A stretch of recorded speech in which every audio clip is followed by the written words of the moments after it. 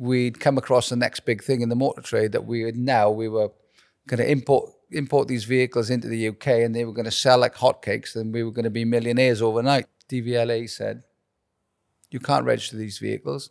They're not fit for UK use. I had a panic attack thinking that I put all my money into these vehicles, and now all of a sudden, this was the end.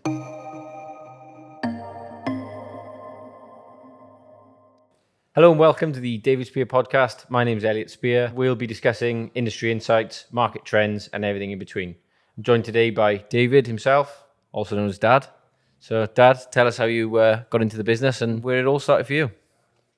It all started a long time ago in 1987. So 37 years I've been in the motor trade. And how did I get into the motor trade? I worked for the first couple of years as a trainee chartered accountant, and one day decided that I wasn't the job for me. I couldn't see myself sitting in an office for the rest of my life. And from then I decided that I wanted to do something that I was passionate about. And I'd always been passionate about the motor trade, anything with an engine, be it a car, tractor, motorbike, anything at all. Hedge trimmers Sorry? Hedge trimmers and... Not hedge trimmers in them days. No. Just anything with an engine. Particularly, ideally, if it was fast as well. So how did I get into vans? Vans are not fast, but that's another story. So I came home after a couple of months of thinking how I was going to put this to my mum and stepdad at the time, who were quite proud of my future profession as a chartered accountant. My mum had told everybody in the family and all her friends that I had a great profession. I was going to be an accountant. So I had to come up with something really good. I was still living at home at that time, and I knew this was going to pose a problem. So I just came home and said that I was going to quit my job and follow my dream and do something in the motor trade. What was her reaction, and what was... So the reaction wasn't good. She, as you can imagine, she wasn't very happy, and she said I had to come up with something that was going to be equally as good as the accountancy profession, which the motor trade didn't quite cut it. But I ended up buying a car cleaning chemical franchise. So I bought that, and unfortunately the South Wales one had gone, so I started. So the only one left of me was West Wales, which started in Swansea and went all the way up to Carmarthen, through to Carmarthen and up to Aberystwyth. So it was selling cleaning chemicals off the back of a van to garages, basically. Cold calling, and it was a very, very difficult task. I can imagine, it was a good experience for me, but it was a difficult task going into garages who already had suppliers, trying to sell them polish and cleaning materials that they didn't want. And I started to do this and got into a few garages and made some good relationships with them. And then I started buying some part exchanges off them, and found out quickly that it was much easier to make money from a part exchange than it was to sell a gallon of polish. On a gallon of polish, I would probably make £3 profit. On a vehicle, I could make £500 profit. So for me, it just made sense that I went into the motor trade and selling vehicles. I suppose all those little things as well that you picked up on the way. So like you mentioned, selling and speaking to people in that industry, you probably took into the next role then of jumping into the motor trade and, starting selling. Was it cars first of all, or was it vans, part exchanges, or was it a mixture of both? Or it was a great experience, as I say, because cold calling, anybody who's ever been in sales and had to cold call will realize that it's a very, very difficult thing to do. So, I had some great experiences from that. And went into cars, selling some cars, and teamed up with a friend of mine who I was at school with, whose dad owned a garage, a local garage, a service station. We started selling some cars together. And that was my one and only partnership that I had. It lasted about 6 months before we went our ways. And do you mind me asking why you why you moved in separate ways, or was it you had different ideas to him? I think or? it was. I think that I had bigger aspirations than what he did, and I wanted to move quicker. Where I think he was more workshop based, I was more sales based, and I wanted to do bigger numbers and go on to do bigger and better things, and I couldn't see me doing it in a partnership. Okay. So so I moved on, started doing my own thing, and realized then back in late 80s that there was hardly anybody selling commercial vehicles. In fact, there was only 2 people in Wales selling commercial vehicles. So I decided to do that instead of cars. There was lots of car dealerships around in South Wales at the time, but there wasn't many van dealers. So I thought with only 2, there's not a lot of competition. So I started buying a couple of vans and undercutting the 2 main dealers that were in Wales in the market, and it took off.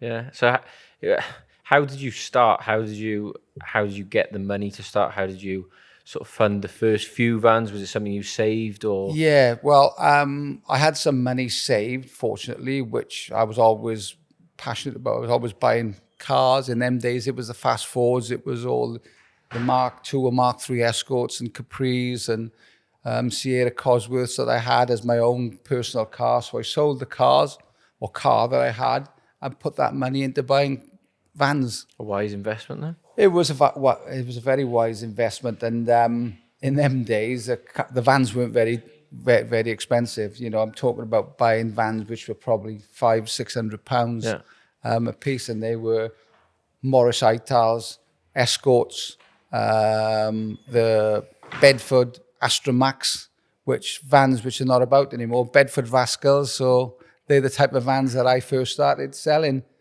Very different to the vans that we sell now, though. So completely different. They've come a long way, and they were very, very, very basic in them days. Oh, good. I can remember the first van that had power steering, which we thought was a massive breakthrough in the motoring world. Power steering. What was the van? It was a Ford Escort. Okay. So I think it was towards 86, 87 that they introduced power steering to the would have been a Mark II Escort or Mark III Escort then. So you started off with a few vans, obviously, like you just said. Premises-wise, did you have a premises that perhaps you were looking at buying, or was it from the house, or how did you start selling a few vans and where from? So in 1987, I bought my first house, which was a mid-link house, so with a back lane. And basically, I started buying my first vans. I was living at the house and started cleaning them in the back lane and parked them on the green opposite. So you were preparing in them as well? In them days, I did everything. So I bought the van, I cleaned the van, I advertised the van. The only thing that I never did was any paint preparation. Right. Was that a big thing with the first vans, or was it just sold as seen, or how did they? Absolutely, they were just workhorses, and that was it. It wasn't, Yeah, it was. They were basically sold as seen, and in them days, no warranties. There was no warranties. There was no nothing. The vans were very basic, so they were very easy to repair. And I remember selling my first van, which was a Morris Ital, which was direct from Western Power, which was in a lime green colour. And I sold it to a painter and decorator who lived in the street in front of me. And he actually seen me cleaning the van in the back lane. And I inquired about what was I doing and ended up buying the van. Was this one of the first vans, sorry? This was one of the first vans I ever bought, yes. So one of the nicer ones as well. So, so the type of customer or type of person you were selling them to, was it, were they local people, or were they word of mouth, or how did the first few, how did they take off, and, where did they come from? How did they hear of you and things like that? So everybody was local in them days, and they were mostly one-man bands because I only had a small selection of vans. So they were normally plumbers, electricians, builders, tradesmen, painting contractors, and they normally had one, maybe two vans. And the whole everything was different in them days with your marketing, particularly because you put it I put adverts in the local papers, which was in them days was the Caerphilly campaign. So, and it was just a small block ad for one van, and you'd hoping that the phone was going to ring And that for was your it. advert, really? There was no obviously there was no website or anything like that. So that was your advert. That was a long time before any websites or anything like that. It was just it was days of Exchange and Mart and your local newspapers, really. Yeah. Yeah. How many did you start selling at first? Was there a few that you sell a week? I started off with one at a time and then built up to 2 or 3. And then by the time 1991, I met your mother, and I'd rented a garage by then, and she keeps reminding me when I met her, I had 15 vans in stock. So it was still quite a small operation at that time. Yeah. Was she on your case about how many were there or how many you were selling, or was she? Not really in them days. No. She had her own, she had a job of her own, so she had her own profession, and we basically, your mother wasn't involved in the business in them days. I did not everything. As much as she is now, anyway. So. Definitely not. Oh, good. So, I just, for me, I always remember when I was younger and how I got into the industry was coming up in the holidays or coming up on weekends and spending a bit of time with you when obviously it had grown, helping you cleaning the vans, or not helping you yourself, but doing some valets and things like that, helping out in the yard. And that's what sort of spiked my interest, really, and that's how I wanted to get into the industry, was probably spending the time with you and spending the time in this sort of environment, really. So for me, what I'd like to see is for you to take it on from here, and make it bigger and better. And as I say, you've helped over the years anyway with coming into work during school holidays and times when, so yeah, you've rightly had a passion for coming into the business. Didn't pay me then though, did you? So yeah, 37 years is obviously a long time to be in the industry, but like you just mentioned, there's changed so much in that time. But the sort of middle years and the latter years, has there been things that have changed so much? Has there been things that you've learned that sort of stick out in your mind, or is there anything in particular that you want to kind of? Everything has changed basically in the industry. I think from back when I started. And are you asking me about experiences that I've had, or yeah. I'd like to hear good or bad? I mean, the bad ones are always funnier, aren't they? So if we can talk about the bad ones. I can tell you about one experience which sticks in my mind, and it was a big learning curve. I'd probably been going about 10 years in the late 90s, 97, 98, and just always looking for that bigger thing or something to happen in the business. And there was always challenges. We'd gone through a recession and always looking for a big opening, really. So me and a friend who was a fellow motor trader, a van trader, really, big van trader, Tom Gallagher in Swindon, we were talking at auction one day about how we could do bigger and better things, or what we could do in the motor trade. And we'd recently returned from holiday in Cyprus. And I'd noticed while being on holiday that there was all these double cab pickups everywhere, these 4x4 double cab pickups. What make were they, sorry? Sorry? What make were they, sorry? What were so they were, I think, in them days, they were mainly Japanese, so they would have been Toyota or Nissan. Okay. And I noticed these pickups while on holiday, and families were using them, and business people were using them. And I thought, we haven't got any of them in the UK. Why haven't we got any of them in the UK? And being right-hand drive in Cyprus, I had a brainwave and thought, why couldn't we import them into the UK? And we could make a killing here, because there's nothing like this. And I knew that farmers and business people would love these double cab pickups, because they could serve two purposes. They could go off-road and put bales of hay in the back and still take their family out as well, because they had 5 seats. So myself and Tom decided that we were going to go to Cyprus and strike up some relationships with some of the dealers there and see if we could export some vehicles. or import some vehicles basically back to the UK. So yeah, we flew over and we set about visiting some dealerships, and we visited a Mitsubishi dealership there and struck up a great relationship with them. Yeah. And they were more than willing to sell us some vehicles. And so we decided that, we sorted it out and set the shipping, put them in shipping containers, and I put all the money that I had at that time into buying, I think it was 16 Mitsubishi pickups. So it all seemed like a good plan at this point. Well, we were really excited because we thought that we'd come across the next big thing in the motor trade, that we were going to import these vehicles into the UK, and they were going to sell like hotcakes, and we were going to be millionaires overnight. And had you spoken to anybody else about this, or was it just no? We just kept it a secret between ourselves because we didn't want other people knowing, particularly people in the motor trade. So we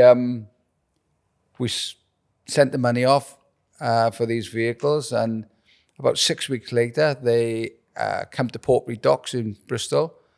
In shipping containers, and we duly went down and we got the vehicles back, and we were so excited that we were going to sell them. And then we went to try and register them, which DVLA said, you can't register these vehicles. They're not fit for UK use. So I had a panic attack thinking that I put all my money into these vehicles, and now all of a sudden, this was the end. And how many were this? How many did you bought? Sorry. I bought 16. So I had 16 vehicles, and I'd already started advertising these vehicles. I had buyers for them. I think I'd sold every single one of these vehicles, but couldn't register them. And so it was a really frustrating situation. Yeah, I can imagine. Which, then with thinking that this was the end because I've got these vehicles stuck, I've made a massive mistake in buying these vehicles. You probably found a way around it though, didn't you? You probably found... We did eventually. So once we'd done a lot of digging and talking with DVLA, they told us that we would have to get the vehicles, basically we'd have to get type approval for the vehicles.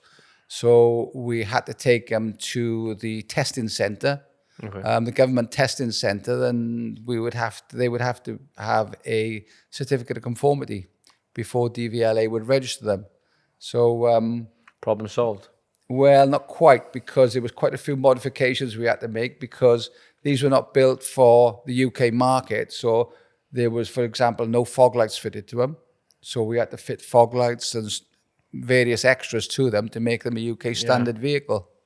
So in the end, we got a certificate of conformity on them and we got them registered. Right. So we had customers ready to take them away. Happy customers, huh? Well, they were. They were happy at that time. And another lesson that we learned, the first winter that we had, after we'd sold them, we had started having phone calls from the customers. And the customers was farmers telling me that the vehicles wouldn't start. And we couldn't work out why they wouldn't start. And then we discovered that because they were built for the Cyprus market or for a warm climate, that they never had ISO minus figures in Cyprus. When we got here, there was no heater plugs to heat the engine before you could start it. So the vehicles wouldn't start in the winter. So and also there was no heaters on them, which blew up onto the windscreen. So when you did start them, or if you could start them, you could never defrost the windscreens. So you had a few unhappy customers then, is that fair to say? Or? They were, but we got around it by, in the end, we started to, we had such a relationship with our friends in Cyprus, in Fairways, in the Mitsubishi dealership, that they started to, they were ordering UK or vehicles that were UK standard for Cyprus. Yeah. So you put another order then? We put another order in, yeah. Once we'd sold them and had the money, we put another order in. And it made sense at that point. We learned, it was a steep learning curve, but we did learn from that. And obviously things improved and got a lot easier. And we had 3 years two or three good years of selling those pickups. Did any of these customers come back to you, or they? Yes. Yeah. Some of them were customers for life afterwards because go. we always try to sort out, to solve the problem. Right. I think we retrofitted plugs, heater plugs to the vehicle, and we also manufactured somehow heaters that would blow, or something would blow onto the windscreen that would clear the windscreen. Yeah. Oh, good. So problem solved then in the end. Problem solved. Problem solved. So, and lessons learned. Absolutely. Big lessons learned. Big lessons learned. And the biggest lesson was don't go headlong into buying things without doing a lot of homework first. Yeah. When you mentioned existing customers there as well. Some of your older customers, have you still got customers from when you first started selling?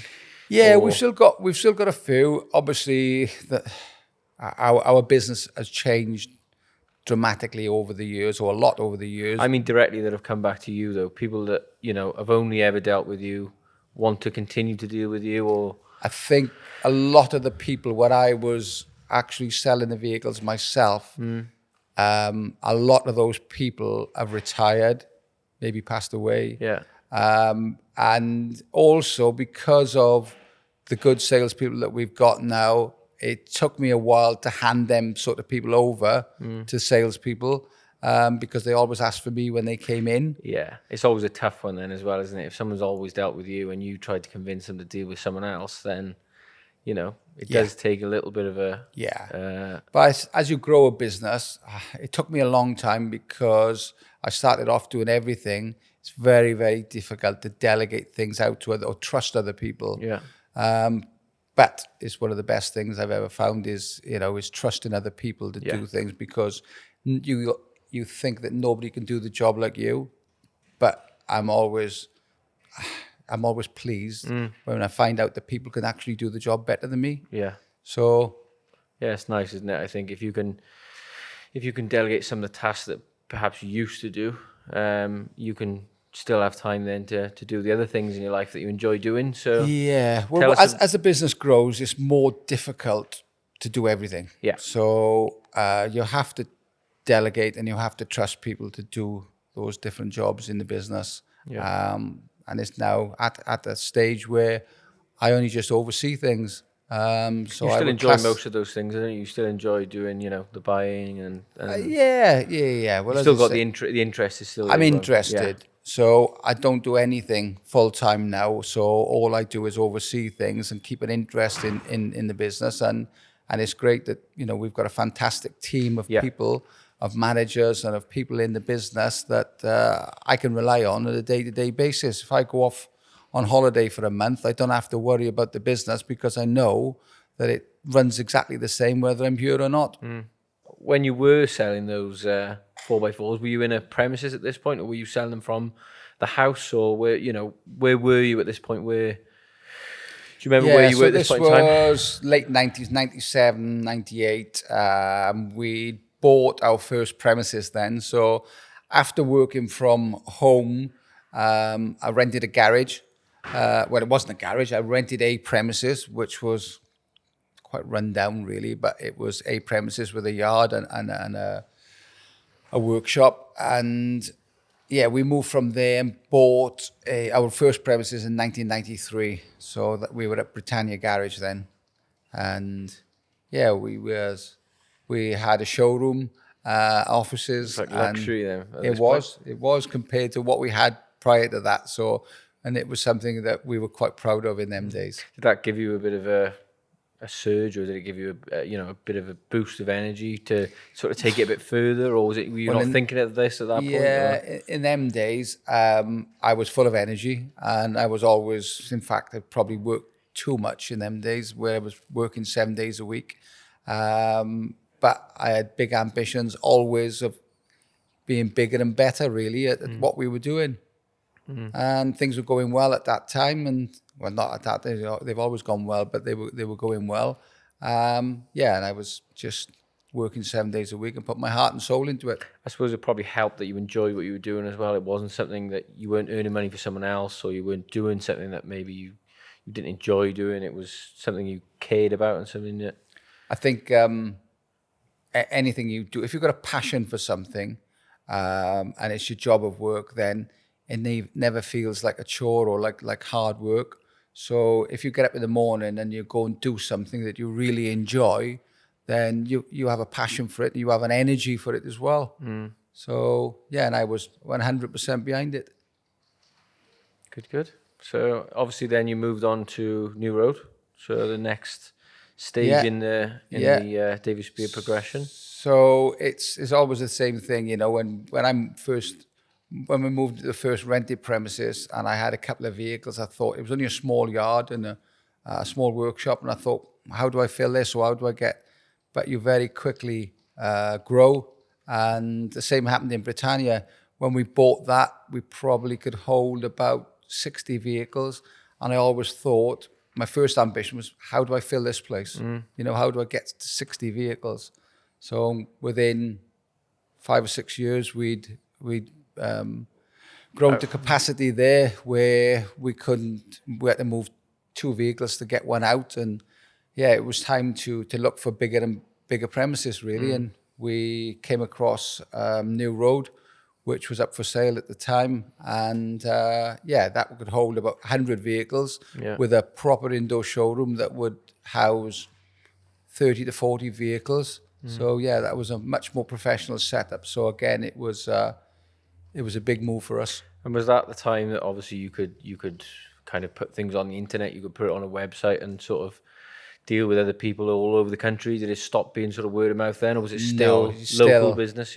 Yeah, still in them days. As I say, we touched on earlier about how things have progressed, you know, particularly in industry, and in them days there was no website, there was no internet. The only form of marketing that we had was, again, local newspapers and Autotrader.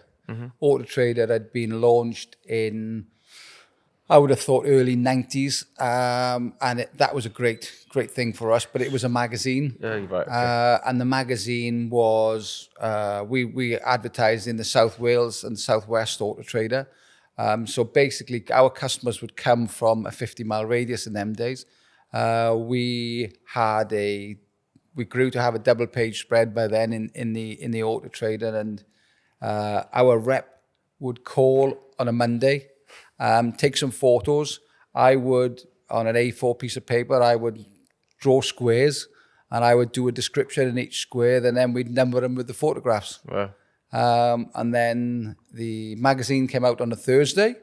So the first thing I always did was get up early, go to the newsagent, buy an Autotrader, and check that the advert was right. Ads, And 9 times out of 10 it wasn't. Where the Autotrader had made mistakes, and we had a photo of a Bedford Rascal and the description of a Ford Transit van. So you'd be on the phone to them then? Our rep then would come round on a Thursday afternoon with the magazine. So I'd be sitting in the office waiting for him, and he would know, he'd already checked the advert, and he would know it was wrong. So before he walked into the office, he would normally walk in very sheepish with a gift, with cakes or something, which never washed with me. So more often than not, we would get free advert the following week, because there would be a number of adverts or photos that were wrong. So, sorry to interrupt you, but you still regularly check every single advert that we advertise as well. So is that? Do you think that's maybe somewhere that came from? Is that? Definitely. So yeah. There would have been from me scouring every single advert to make sure that the descriptions were right and the wording was right and the photographs matched it and everything else. Yeah. It's just something that's been ingrained in me, I suppose, from a very early stage. So in a way, that was something that, you know, helped you. Probably you didn't see at the time, but from you checking those ads and checking them so kind of closely, it's helped you through the years, and now obviously you've got adverts which are closely monitored by yourself and other people, and you make sure that none of them are wrong, and you know. Yeah. And I like things to be right. You know, I like everything to be done in a good way, you know, and correct.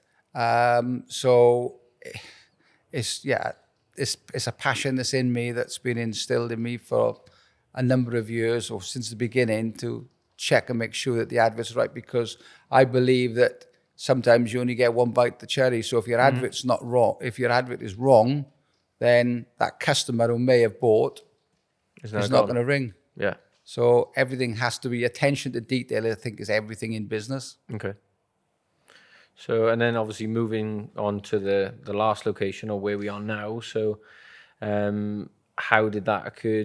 Was it a similar sort of natural progression where you outgrew the previous location, or was it, an ambitious move, or what was it that made you take the leap into the next location?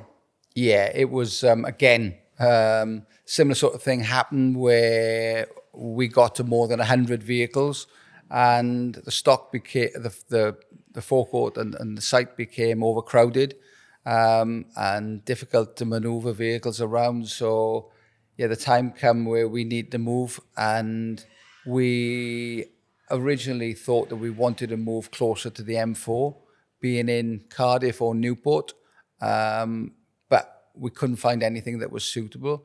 And also as well, that the cost of anything nearer the M4 down in Newport or Cardiff, being a city, was probably 3 times the price of where we ended up.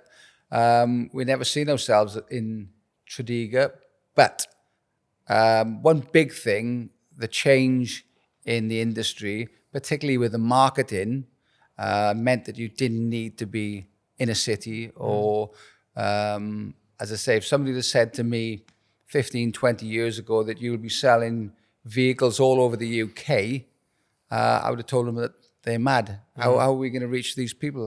We only advertise within a 50-mile radius, so how are we going to be selling vehicles in Scotland? But then the internet has just made the world a smaller place. Yeah, it's really opened it up, and for us now, we could be selling vehicles on the moon. Yeah. Because the majority of vehicles that our customers buy from us, we deliver to their door, and that's all over the country. That may be in Scotland, England. Yeah, do you think COVID had a slight impact with that as well? Do you think COVID with the deliveries and things, obviously we weren't seeing a lot of customers coming to the showroom. Did that help? Do you think that was a factor in delivering all the way up to Scotland and London and all these places? Do you think it was that, or was it before you saw a trend, or? Yeah, I think the trend was there before, where a lot of people went online, started going online and buying vehicles, and some people, especially in our business, because we sell to business people, they are very busy, and their van is a tool for work, and yeah, so. Pandemic did change. Obviously, we know the pandemic changed a heck of a lot of things in life in general. But yes, it definitely changed that the people would buy more over the internet than they didn't need to see it and whatever else. But I think, again, another massive progression in the industry now is reviews. Yeah. Reviews are massive. So it's imperative that you have a lot of reviews, and obviously the good reviews, because a lot of people need to have trust in you. It's a lot of money. It's for someone to have a vehicle delivered to Scotland, and we're not talking about vehicles now which are a couple of £1,000. We're talking about 20, 30, 40,000 pounds for a vehicle. Yeah. And they're paying you and trusting you to deliver that vehicle to their door. Yeah, I suppose the key word there is trust, and I think people have no other option at the moment but to trust companies and trust people in the motor trade. So how much has that changed, you think, over the last, 10, 15 years, where people have had to or wanted a bit more trust in the motor trade? I suppose years gone by, I think the motor trade probably more cars, but it had a bit of a bad reputation. Do you think that's changed over the last 15, 20 years now? And definitely. Yeah, definitely. What do you think why do you think that is? Is it? Well, I think, the motor trade and lots of trades had bad names. You go back to the Arthur Daly of the motor trade, and I think that always gave him a bad reputation. It was small backstreet dealers who would take people's money, and then when it was a problem, they didn't want to know. And since then, as I say, one massive thing that's happened is reviews. You cannot afford to sell a bad vehicle or give a bad service anymore, because when you do, you're going to get a bad review. Yeah. So people look at at reviews. If you're going to book a holiday or you're going to go and book a restaurant, the first thing you look at is reviews. Yeah. And if it's full of bad reviews, you're probably not going to go and have a meal there, are you? Yeah. So, and it's the same with the motor trade. So I think that's given some credibility back to the motor trade, and there is a lot of good people now in the motor trade doing things correctly because they have to. Mm-hmm. So yeah, it's changed a lot, and Drastically, I think that the motor trade has gained a lot of credibility over the last number of years. We're obviously in Tredegar now. We're in the main showroom. How did you end up at this premises, and what was the aim? What was the goal? Did you have a 10-year plan with it, or what was the sort of thinking behind it? I suppose the main attraction that brought us here, how we ended up here rather than down in Cardiff or Newport in the city, was this premises. It was a purpose-built premises, which was about 15-year-old at the time when we moved into it. So it was very modern. Mm-hmm. And this was the first site that we'd moved into that was purpose-built. It had an 11-bay workshop, it had a showroom, and it had quite a big yard. So it was a perfect opportunity and a perfect site for us. Probably the biggest drawback was that we've always bought each premises that we've moved to, and we've also kept each premises that we've moved from as well. Mm-hmm. The only drawback from this premises was the gentleman who owned it wouldn't sell it to me. He said, I'll lease it to you, but I won't sell it to you. So we leased it for the first 6 or 7 years. And we just thought it was going to be a short-term thing until we found something else. Mm-hmm. But we felt so comfortable here, and it was, as I say, it was purpose-built. It was just perfect for us. So the plan initially was just to see how things went, and then maybe look for somewhere else, or that was the initial plan. That was what we thought at first. But as I said, we just grew into it, and we have grown out of it. But we were very fortunate about 4 or 5 years ago to buy 6 acres next door to it from the council, which we've been able to expand the site, and now it can carry about 500 vehicles on site, which is more than enough for us to be. It's a great choice. We've got a choice of every single type of vehicle on site, new and used. So and most of them are ready to go, sort of. Absolutely. Within a couple of days.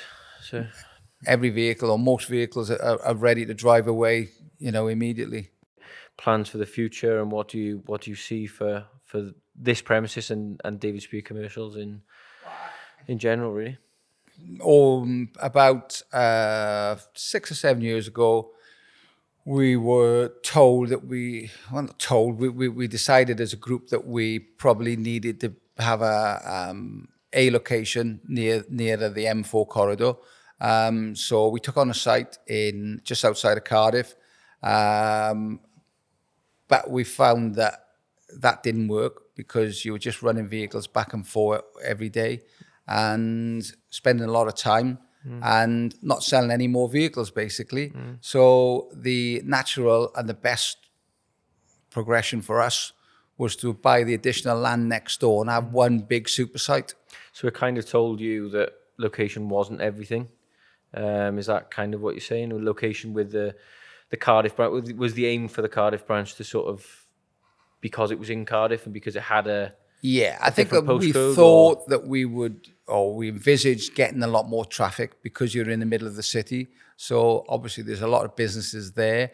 But as I say, that the industry has changed so much with the marketing of how we do things, and some people still come to site, will travel and come and have a look at the vehicles and want to touch, feel, test drive them.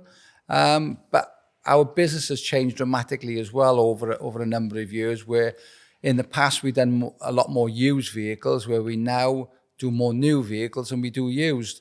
So it's very easy. And as I said earlier, I touched on a commercial vehicle is a tool for a business normally. And our customers have changed as well over the last couple of years, where We sell in to bigger companies who got big fleets and tend to buy in bigger numbers. So, and they trust us. So our repeat business now and our existing customers has grown probably since over COVID and since the pandemic has been massive, because people depended on us to deliver a vehicle to them on time with the extras that they needed. So if they needed tow bars, sign writing, roof racks, all these different things, and they've grown to trust us to deliver that vehicle when we say we will, with everything that they need to go to work on Monday morning. Most important thing, yeah. And obviously, the big thing that a lot of people want to know is electric, and where that's going. And do you see that in the market now in the next 10 years? Do you see it perhaps changing again, or what do you see in the future? What's your opinion on it? I think it's a tough one because obviously everybody's talking about electric vehicles. The government are pushing electric vehicles. But there's a few things against it, which number one is the range that they will do, the mileage that they will do on a full charge is nowhere near enough where it needs to be. You're talking about, on average, a commercial vehicle doing 100 miles on a full charge. It's not going to be enough. Unless you're working locally or you're doing local work, it's not going to work for you. And a second point is the infrastructure of charging.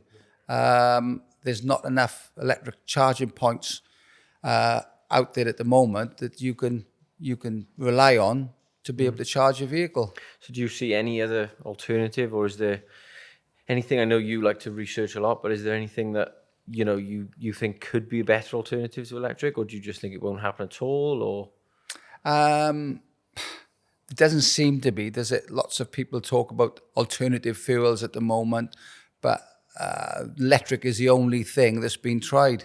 But it's definitely not going to happen over the next couple of years. Mm-hmm.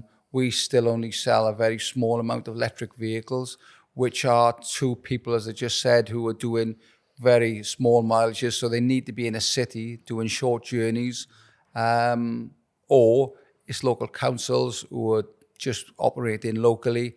But apart from that, everybody's still afraid to go into that electric market at the moment.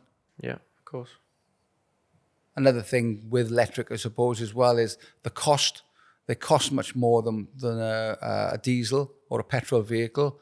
And we all know as well that the cost of electricity has gone up over the last couple of years. So it's no cheaper or not much cheaper to charge an electric vehicle than it is to put fuel in it. So there's too many negatives against it and not enough positives for me. At the moment, yeah. At the moment. I'm sure things will change and, vehicles will be made to travel further on a full charge, and there will be more charging points throughout the country. But a big problem with commercial vehicles probably is going to be weight. We know that everybody, or most people, buy a commercial vehicle because they want to carry goods, and a lot of people carry heavy goods in the back of that vehicle. So an important thing when people are buying vehicles is that it will carry the weight that they need it to. Now, batteries, if you want it to go further, that might mean that you need to add more batteries to it, which is going to add more weight to the vehicle. So the heavier the vehicle is, the less it's going to carry. Which is a big problem. So. Absolutely. I think so. Okay, perfect. I think that's most of the things that we could talk. We could probably keep going, but we haven't got as much time as we thought. So, I think that wraps everything up. Thanks, everybody, for watching. This is the first episode of the David Spear podcast. I'm your host, Elliot Spear. Join us on the next one.